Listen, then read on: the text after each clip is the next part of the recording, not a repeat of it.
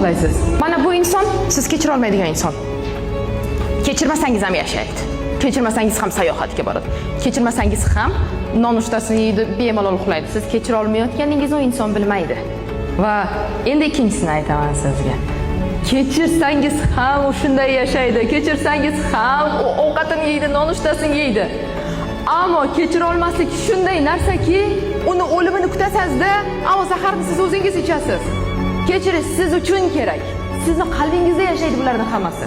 Va biz nega kechirmaymiz, bilasizmi? Kechirmayman, qilgan ishiga ozgina bo'lsa ham nimani uyalsin, aybdordek his qilsin deymiz. Ammo ishoning, hech qachon bunday bo'lmaydi. Siz ichyapsiz zaharni, siz yig'layapsiz hozir.